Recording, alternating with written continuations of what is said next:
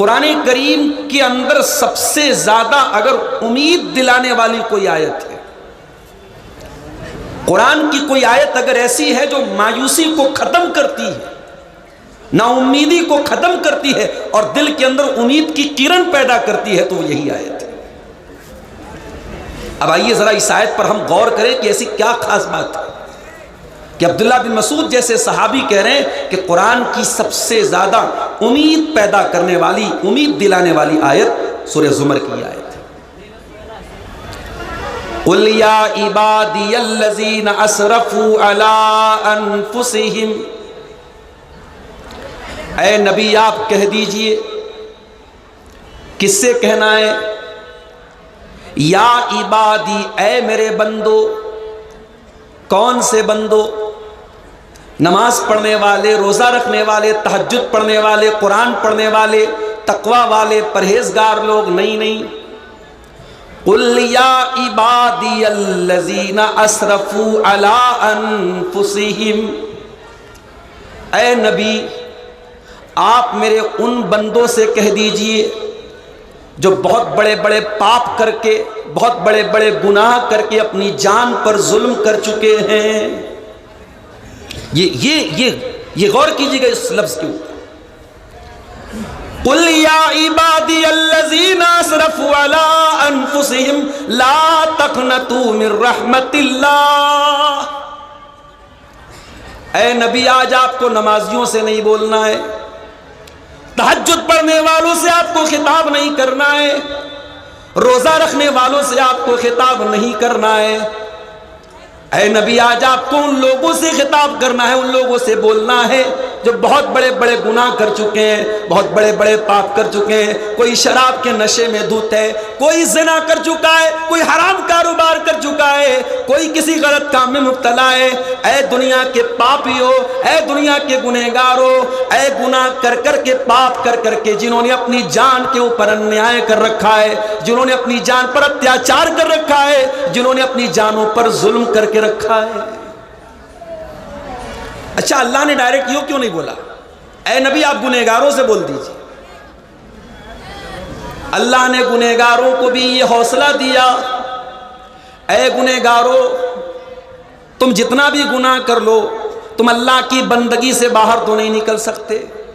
पाप करते करते जमीन तुम्हारे पापों से भर जाए, लेकिन तुम इस जमीन के किनारे से बाहर तो नहीं निकल सकते। तुम्हें घूम फिर करके आना तो इसी धरती पर है, इसी जमीन पर है। ऐ मेरे गुनहगार बंदो, सबके बाद तुम मेरे बंदे हो, मैं तुम्हें अपना बंदा मानता हूं। हाय मेरे रब तू कितना करीम है, जो तेरे साथ शिर्क कर रहे हैं तो उनको भी अपना बंदा कह रहा है, जो तुझे गालियां दे रहे तो उनको भी अपना बंदा कह रहा है, जो तेरी धरती पर ज़िना कर रहे हैं अय अल्लाह तो उनको भी अपना बंदा कह रहा है। आज बेटा बाप की शान में बदतमीजी कर दे, बाप बेटे को घर से निकाल देता है, बेटी माँ के साथ जबान चला दे, माँ बेटी से बात तक नहीं करती है। अय अल्लाह तू कितना हलीम है, तू कितना करीम है। अय अल्लाह तेरी रहमतों का कोई ठिकाना नहीं, तू गुनहगारों को भी अपना बंदा कह रहा है। अय अल्लाह तेरी मोहब्बत पर कुर्बान जाऊं, तू बंदा कह के मुखातब कर रहा है। कुल या इबादियल्लज़ीना असरफू, ऐ मेरे वो बंदो जिन्होंने गुनाह कर करके अपनी जानों के ऊपर जुल्म किया है। एक नुक्ता यह भी मिला, गुनाह करके हम दूसरों का नुकसान तो बाद में करते हैं, पहले तो अपना नुकसान करते हैं। ओ लोगों तुम कभी गुनाह करके ये ना सोचना, वैलेंटाइंस डे पर बहुत सारे ज़िना हुए होंगे, बहुत सारे होटल के कमरे आबाद हुए होंगे, बहुत सारे बदकारी के काम हुए होंगे। वक्ती तौर पर चंद मिनटों के लिए, चंद घंटों के लिए लोगों को मजा आया होगा, लेकिन याद रखो मेरे प्यारे साथियों, गुनाह की नहूसत इंसान के जिस्म के ऊपर भी पड़ती है, इंसान की जात पर भी पड़ती है, इंसान के बाल बच्चों पर भी गुनाह का असर पड़ता है, इंसान की सेहत पर भी गुनाह का असर पड़ता है, इंसान की सवारी पर भी गुनाह का असर पड़ता है, इंसान की रोजी रोटी पर भी गुनाह का असर पड़ता है। गुनाह वक्ती तौर पे आपको मजा दे सकता है, लेकिन गुनाह परमानेंटली, दायमी तौर पर गुनाह नुकसान ही दे करके जाएगा। मेरे साथ हम जिनकी औलाद है आदम अलैहिस्सलाम, जरा कुरान में उनका वाकया उठा के देखिए। आदम अलैहिस्सलाम को अल्लाह ताला ने जन्नत में रखा और अल्लाह ने आदम और हव्वा दोनों से कहा कि तुम्हें जो खाना है खा लो, वला तक़रबा हाज़िहि शजरत फतकूना मिनज़ ज़ालिमीन। ऐ आदम ऐ हव्वा, इस पेड़ के करीब ना जाना वरना तुम जालिम बन जाओगे। आदम और हव्वा ऐसा तो नहीं कि नादान थे, ना समझ थे। जन्नत में सब कुछ उनको मिल रहा था, बड़ी आराम की जिंदगी चल रही थी। शैतान को पता था बहुत आसान तो नहीं आदम को बहकाना, बहुत आसान तो नहीं हव्वा को बहकाना, लेकिन शैतान को यह भी पता था कि अल्लाह वालों को अल्लाह का नाम लेके जल्दी बेवकूफ बनाया जा सकता है, दीनदारों को दीन के नाम पे आसानी से बेवकूफ बनाया जा सकता है। इसीलिए शैतान आदम के पास आया, हव्वा के पास आया और कहा कि ऐ आदम ऐ हव्वा, जिस पेड़ के करीब जाने से तुमको अल्लाह ने मना किया है वो तो शजरतुल खुल्द है, वो तो अमृत का पेड़ है, उसको खा लोगे तो हमेशा हमेशा रहोगे। अच्छा एक बात है, आदम अलैहिस्सलाम को शैतान ने जब बहकाने की कोशिश की तो लालच क्या दिलाया कि ऐ आदम हमेशा रहोगे। इसका मतलब कि इंसान को लाइफ में कोई चीज मिले और वो परमानेंटली मिले, हमेशा मिले, ये इंसान की नेचुरल ख्वाहिश है, फितरी ख्वाहिश है। आदम अलैहिस्सलाम के अंदर भी ये ख्वाहिश थी और शैतान को पता था कि ये जाल में फेंकूंगा तो आदम को आसानी से मैं अपने जाल में ले सकता हूं। कहा है आदम हव्वा, इस पेड़ को तुम खा लोगे तो हमेशा हमेशा तुम जन्नत में रहोगे।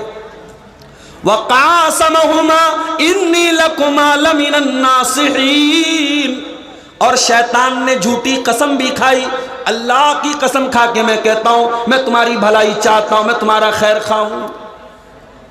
जब शैतान ने कसम खा ली तो हमारे बाप आदम और हमारी मां हव्वा उसके धोखे में आ गए। फदल्लाहुमा बिगुरूर, शैतान ने दोनों को अपने शीशे में उतार लिया, दोनों को धोखे में डाल दिया। फलम्मा ज़ाक़ा शजरत बदत लहुमा सौआतुहुमा, और जैसे ही दोनों ने उस पेड़ के फल को चखा फौरन दोनों के बदन से कपड़े उतर गए, दोनों नंगे हो गए। देखो अल्लाह की नाफरमानी का नतीजा देखो। आदम अलैहिस्सलाम अल्लाह के नबी हैं, पहले इंसान है, तमाम इंसानों के बाप हैं, लेकिन जब जिस काम से अल्लाह ने मना किया था जैसे ही उन्होंने वो काम किया, पहला नतीजा क्या निकला, उनके बदन के कपड़े उतर गए, दोनों नंगे हो गए। अच्छा जब दोनों नंगे हो गए तो ये नहीं हुआ कि नंगे हो करके वो आराम से रहे, जैसे वो नंगे हुए फत्तफिका यक्सिफानी अलैहिमा मिन वरक़िल जन्ना, दोनों जन्नत के पत्तों को पकड़ पकड़ के अपनी शर्मगाह को ढांपने लगे। दोनों को नंगा रहना बिल्कुल भी पसंद नहीं था। ओ दुनिया वालों, अगर तुम वाकई में आदम की औलाद हो और वाकई में तुम हव्वा की औलाद हो तो खबरदार नंगे रहना कभी गवारा न करना, नंगेपन के करीब न जाना, वल्गैरिटी के करीब न जाना, अश्लीलता के करीब न जाना। जिसको नंगापन पसंद हो, आज दुनिया के बड़े बड़े तरक्की याफ्ता लोग वो समुंदर के किनारे नंगे हो करके उनकी औरतें लेटी रहती हैं और इसको तरक्की का नाम दिया जाता है, इसको तफरी का नाम दिया जाता है। ऐ दुनिया के बेशर्मों और बेगैरतों, तुम अपना नाम आदम की औलाद से कटवा दो। अगर तुम वाकई में आदम की औलाद हो, अगर वाकई में तुम आदम के बेटे हो तो तुम्हें नंगा रहना बिल्कुल भी पसंद नहीं होना चाहिए।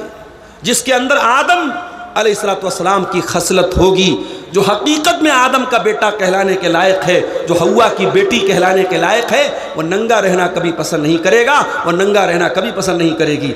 दोनों अपने बदन को पत्ते से ढांपने लगे और जब दोनों को एहसास हुआ कि शैतान ने तो हमसे गलत काम करवा दिया, दोनों को फौरन एहसास हुआ और दोनों ने अल्लाह की बारगाह में हाथ उठाया और बड़ी प्यारी दुआ की, रब्बना ज़लमना अनफुसना व इल्लम तगफिर लना व तरहमना लनकूनन्न मिनल खासिरीन।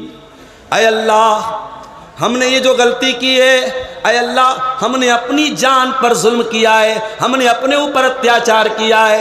ऐ अल्लाह हमने किसी और का कुछ नहीं बिगाड़ा, हमने तो अपना बिगाड़ा है, हमने तो अपने लिए गड्ढा खोद लिया है। रब्बना ज़लमना अनफुसना, ऐ अल्लाह तेरी नाफरमानी करके हमने बहुत बड़ा जुल्म अपने ऊपर कर लिया है। व इल्लम तगफिर लना व तरहमना, और ऐ अल्लाह अगर तूने नहीं बख्शा और तूने रहम नहीं किया, लनकूनन्न मिनल खासिरीन, तो हमसे ज्यादा खसारा और नुकसान उठाने वाला कोई नहीं होगा। तो पता ये चला कि जब इंसान गुनाह करता है तो अपनी जान पर जुल्म करता है, अपने ऊपर अत्याचार करता है।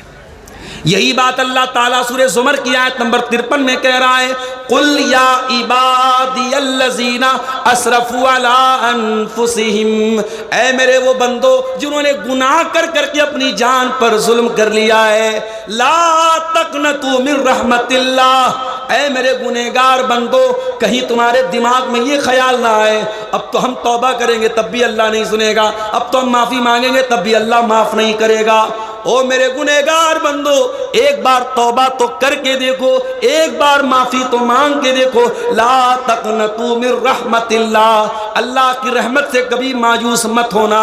इन्नल्लाह यग़फ़िरुज़्ज़ुनूब जमीआ, अल्लाह ताला के यहाँ अगर सच्ची तौबा करके जाओगे, अल्लाह के यहाँ कोई पाप बड़ा नहीं है, कोई गुनाह बड़ा नहीं है, बड़े से बड़ा गुनाह अल्लाह की रहमत से बड़ा नहीं है। उससे सच्ची तौबा करोगे वो तुम्हारे समस्त पापों को, तमाम गुनाहों को माफ़ कर देगा। इन्नहु हुवल गफूरुर रहीम, वो बहुत बख्शने वाला, बहुत रहम करने वाला है। कुरान की आयत दुनिया के उन तमाम लोगों को एक आसरा दिलाती है, उम्मीद दिलाती, हौसला देती है जो गुनाह कर कर के थक गए हैं, जिनके पापों से धरती भर गई है, जिनके पापों का घड़ा भर गया है। कुरान की आयत उन्हें तौबा करने की दावत देती है। और कुरान की आयत यह भी बताती है कि ऐ गुनहगारों, तुम गुनाह करके अपने ऊपर जुल्म कर रहे हो, अपने ऊपर अत्याचार कर रहे हो। अल्लाह का एक और बंदा यूनुस अलैहिस्सलाम, जो अल्लाह की इजाजत के बगैर अपनी बस्ती से निकल गए थे, उनको अल्लाह ताला ने मछली के पेट में पहुंचा दिया। वो लोगों कभी तसव्वुर करो मछली का पेट कितना बड़ा रहा होगा, और मछली के पेट में यूनुस अलैहिस्सलाम बिल्कुल सही सलामत है। ये भी करिश्मा है अल्लाह ताला का। और कुरान ये भी कहता है, फलौला फलौला इन्नहु कान मिनल मुसब्बिहीन ललबिस फी बत्निही, अगर यूनुस अलैहिस्सलाम ने तौबा न की होती, अगर अल्लाह ताला की तस्बीह बयान न की होती, तो कयामत तक मछली के पेट में ही रहते। यूनुस नबी थे अल्लाह के। कुरान कह रहा अगर वो तस्बीह न पढ़ते, तौबा न करते, तो मछली के पेट में रहते कयामत। फनादा फिज़्ज़ुलुमात, यूनुस अलैहिस्सलाम ने मछली के पेट में अल्लाह को पुकारा। मेरे प्यारे भाइयों, आज झारखंड के बहुत सारे इलाकों में मोबाइल का नेटवर्क काम नहीं करता। मैं इसी बरहेट में आता था, मुझे याद है आज से 6-7 साल पहले जब हक्कानी साहब बहयात थे, मैं यहाँ आता था। उस वक्त शायद जियो शुरू हो, जियो का नेटवर्क नहीं काम करता था यहाँ पे, सिर्फ एयरटेल काम करता था या बीएसएनएल काम करता था। और आज भी झारखंड के बहुत सारे इलाकों में आप चले जाएं, नेटवर्क कवरेज नहीं है। पहाड़ी इलाकों में आप चले जाएं, आप गौर कीजिए मेरे साथियों, समंदर का अंधेरा, मछली के पेट का अंधेरा, और उसके बाद रात का अंधेरा, 3-3 अंधेरों में मछली के पेट में यूनुस अलैहिस्सलाम अल्लाह ताला को पुकार रहे हैं। यूनुस के दिल में एक बार भी ये ख्याल नहीं आया मैं पुकार तो रहा हूं, अल्लाह तक मेरी बात पहुंचेगी कि नहीं पहुंचेगी। हो लोगों, जहां किसी नेटवर्क का कवरेज ना हो, जहां दुनिया का कोई सिम काम ना करता हो, वहां मेरे परवरदिगार का नेटवर्क मौजूद है। फनादा फिज़्ज़ुलुमात, हजरत यूनुस अलैहिस्सलाम ने मछली के पेट में अल्लाह को पुकारा। और कैसे पुकारा? फरमाया, अल्ला इलाहा इल्ला अंत सुब्हानक इन्नी कुन्तु मिनज़्ज़ालिमीन। कहा है परवरदिगार, तेरे सिवा मेरा कोई सहारा नहीं है, तेरे सिवा मेरा कोई माबूद नहीं है। सबसे पहले तौहीद का इकरार किया। ओ गंडा पहनने वालों, ओ तावीज़ पहनने वालों, ओ कब्रों पर सजदा करने वालों, ओ पीरों के आगे सजदा करने वालों, तुम किस मुंह से अपने आप को मुसलमान कहते हो? तुम किस मुंह से नमाज में इय्याका नअबुदु व इय्याका नस्तईन कहते हो? तुम्हारी ये मक्कारी तुम्हारे मुंह पर मार दी जाएगी, तुम्हारी ये धोखाधड़ी तुम्हारे मुंह पर मार दी जाएगी। अरे मुसलमान तो तौहीद का अलंबरदार होता है। मुसलमान अल्लाह के सिवा किसी और को मुश्किल कुशा नहीं मानता है, किसी और को हाजत रवा नहीं मानता है। यूनुस अलैहिस्सलाम ने सबसे पहले अल्लाह की तौहीद का इकरार किया, ला इलाहा इल्ला अंता, ऐ अल्लाह तेरे सिवा मेरा कोई माबूद नहीं है, कोई सहारा नहीं है। सुबहानक, ऐ अल्लाह मैं अपनी गलती को मानता हूँ, मैं अपनी खता को मानता हूँ। ऐ अल्लाह तू पाक है, मेरी खता थी, मेरी गलती थी। सुबहानक इन्नी कुन्तु मिनज़्ज़ालिमीन, ऐ अल्लाह मुझसे गलती हो गई, मैंने जुल्म किया, मैंने अत्याचार किया, मैं तेरी इजाज़त के बगैर अपनी कौम को छोड़ के चला गया। ऐ अल्लाह मुझे माफ़ कर दे। ये यूनुस अलैहिस्सलाम की दुआ है, कितनी प्यारी दुआ है। इसमें अल्लाह की तौहीद का भी इकरार है, अल्लाह की तस्बीह भी बयान हो रही है और अपने गुनाह का, अपनी गलती का एतराफ़ भी हो रहा है। इसीलिए अल्लाह के नबी फरमाते हैं कि मछली वाले नबी की दुआ किसी भी मुसीबत में इंसान अगर पढ़ेगा, मुसलमान पढ़ेगा, तो अल्लाह ज़रूर उसकी मुसीबत को दूर करेगा। ये दुआ सिर्फ यूनुस अलैहिस्सलाम के लिए नहीं थी, ये क़यामत तक आने वाले मोमिनों के लिए दुआ है। और ये दुआ भी हमें ये सिखाती है मेरे प्यारे साथियों कि इंसान जब अल्लाह की नाफरमानी करता है, अल्लाह की कोई बात नहीं मानता है, तो इंसान किसी और पर अत्याचार नहीं करता है, इंसान सबसे पहले अपने नफ्स के ऊपर, अपने ऊपर जुल्म करता है।